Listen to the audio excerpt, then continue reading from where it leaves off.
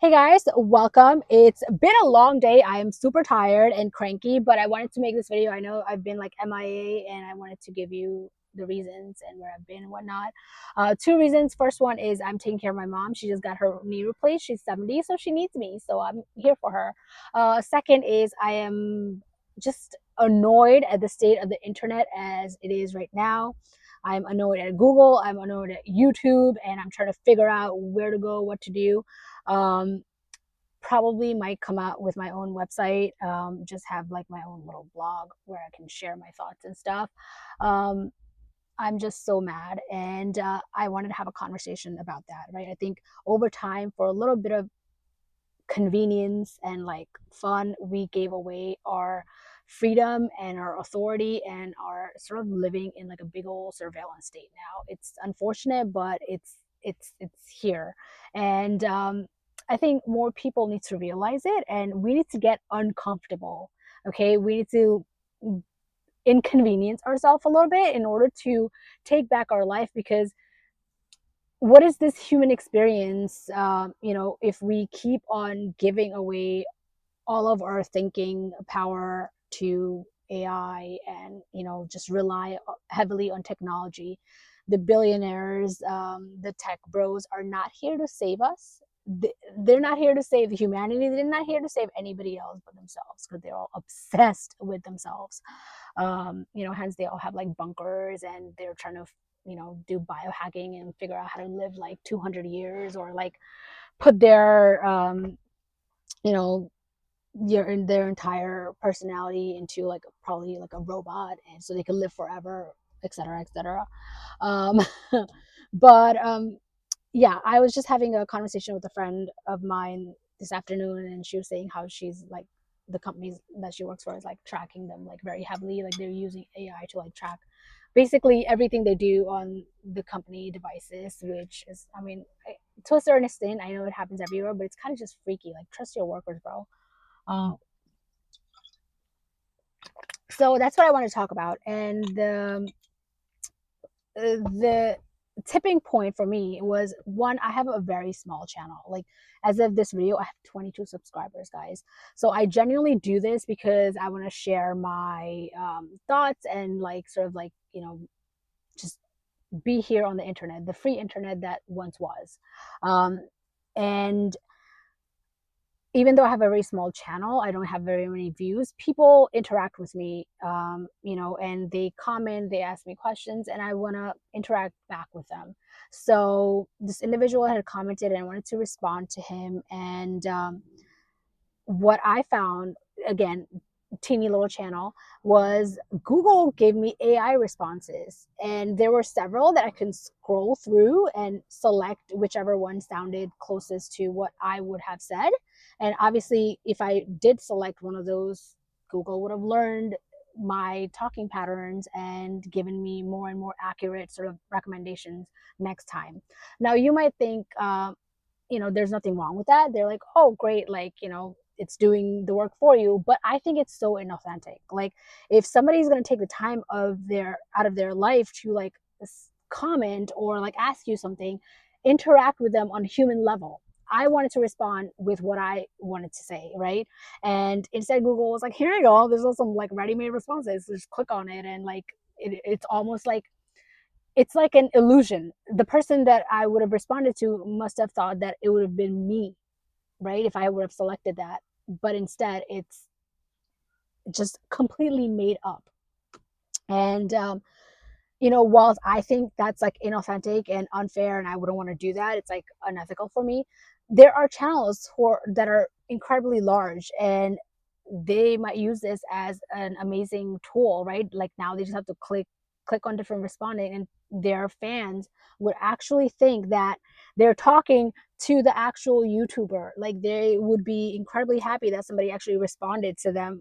Meanwhile, it's just somebody selecting a bunch of AI made up fucking responses. It pissed me off so much that I kind of like stayed off of internet for a minute. I use DuckDuckGo because, like, stop it, Google, I'm pissed at you. And I might get like Proton Mail because I'm tired. I'm just seriously tired. The internet, as it was when I was younger, is no longer there. And I think that's bound to happen anytime money gets involved, right? Because we want to, in capitalism, companies want to scale. They want to make more and more money. There's growth. There has to be growth every year. There has to be shareholder values, dividends paid out every year. So the people who make up the internet just don't matter, right? Like the consumers don't matter. I don't think so.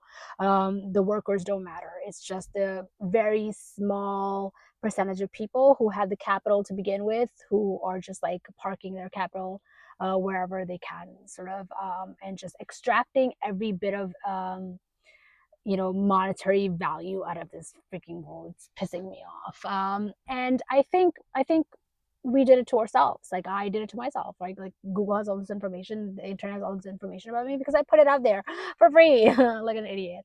Um, and now state of the internet is like you got to pay for stuff, you got to pay for, and then I might as well pay for things that are going to keep my information private and not like share it and sell it and shit like that. Nothing is free. Facebook, Instagram, even YouTube, like none of this shit is free. And we know that now, right?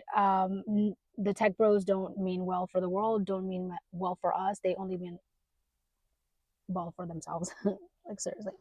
For the first time, I feel like I'm grateful I don't have children, and I love kids, and I'm grateful I don't have children because what kind of world would I be leaving them in? I would be like creating little corporate slaves, and I, I I don't think I want that kind of future for the next generation.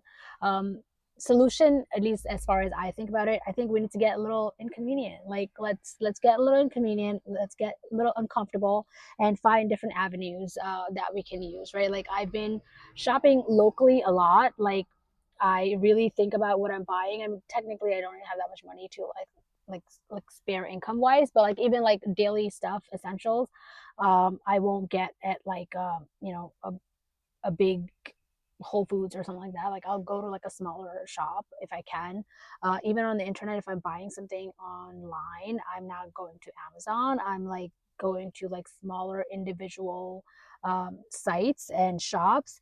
Somebody like say they have a nice like a shop storefront, but they also have like a website because people want to be informed and they kind of like are willing to ship and stuff like that. So I've been doing that a lot, and I don't know, it's just the world that I want to live in. I don't have any like connected devices or anything. And you guys already know like the phones that I use. Actually, the funny story is I was watching my nephew the other day, and he was playing with my Jelly Star, and he put it in.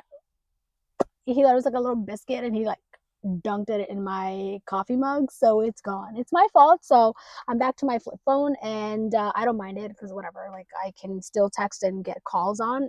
So it's been, I don't know, maybe like God's way of telling me that it's time for me to get my Titan 2 Elite, which should be arriving probably within a few weeks. So until then, I'll have my flip phone, and I don't mind it. So I think it's okay. I think it's okay to not be so present on the current internet or social media. It was a beautiful thing when it first started. It connected so many people, and it was like liberating, but then over time a small group of people hijacked it. They hijacked the internet, and they extracted all the value out of it for themselves, and now they're just advertisements everywhere. We're kind of being it's like I feel like we are living in like a psyops. It's crazy, and I don't know the solution for that. I don't know. I think we're starting to see the negative impacts of the current state of internet, social media, and the big monopolistic companies that are out here. I don't know why. I think my phone's gonna fall soon, so I'm gonna end this video soon, anyways. But we're starting to see the negative impacts, and I think it's times like these are great times, if you can, if you wanted to start your own business, right? Like the nature of capitalism and corporations is they always have to grow. So over time they get shittier and shittier until they like fall apart. And you know, the boardroom and the shareholders kind of take their money and lay off everybody. Um, so yeah, times like these are good times to start a business if you ever wanted to, right? Like there, I remember when I was young, like, and you know, when my family immigrated to this country, my father wanted to start a business, right? And this was before he passed. And I think that's such an American thing. It's like a small businesses, right? Like there's nothing wrong with not having to grow and scale every single year. Like we have gotten so bombarded with like all this like millionaire overnight, billionaire overnight stories that we all like, guys, $1 million, a billion is a lot of money. It's a lot of money. But you can be happy with, you know, having like a robust business that you own yourself, and that, you know, you get to employ few people and create, you know, livelihood for them. That's something that has been a goal of mine always. I feel like by the time I would be like 45-ish, I would be able to start my own business, because right now I don't have, you know, the capital to do so or the means to do so. And if you can, I think this that would be, that's like, that's the thing. I think more and more people are starting to realize that that's the way to go.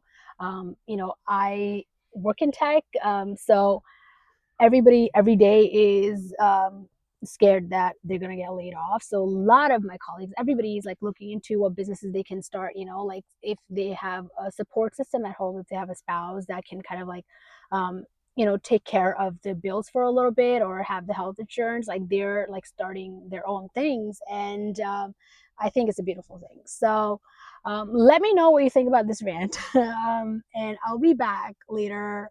I just wanted to come on here and make this video. So thank you very much for being here, and I'll see you again next time. Goodbye for now.